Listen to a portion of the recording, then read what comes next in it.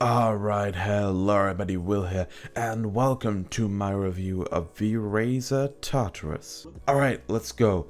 First of all, I should say, I have no idea what you actually call this. You know a keyboard, you know a mouse, but this is like a weird mixture of both, just more keyboard than mouse.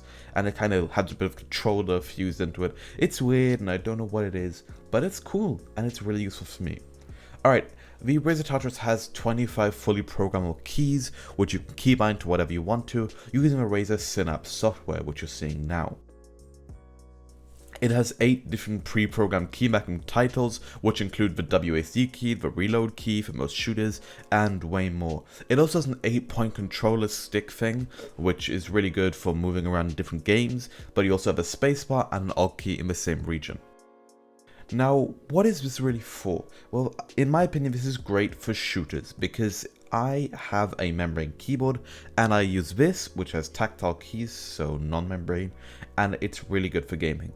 It gives you that extra just feel, and it just feels great, it sounds great. It's just better for shooters in my opinion, and it just works well. It gives you a good feeling, all the keys are close, there's a good key space in between everything, and it's just better to have on your hand. It gives you more of that mouse feeling when you grip it, but it has the keyboard functions, which is something I really enjoy about it. Alright, just some general facts about the Tartarus. It is available in Chroma, but I don't have that version. I decided not to go for Chroma version due to the fact that I don't have anything else in Chroma. All the keys are quite nice and feel nice and tactile and are good to click and have a really great sound. But Tartarus is really great in your hand and it just feels really great, and with its adjustable wrist rest, which you can see now, it just moves perfectly and it adjusts to a lot of sizes. I know people who have played with this with way bigger hands or way smaller hands than me, and they can use it really well. Now, one thing I just want to go on a bit more is about this little controller stick thing, which is a really great little device for controlling the device and controlling movements.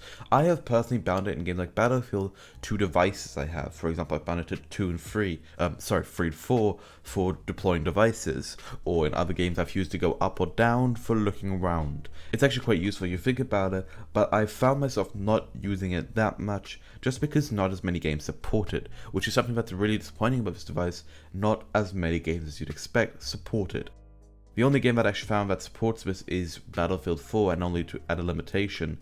Other games also support it, but not as much. One thing that I really would recommend is that you go to Synapse and reprogram your keys there.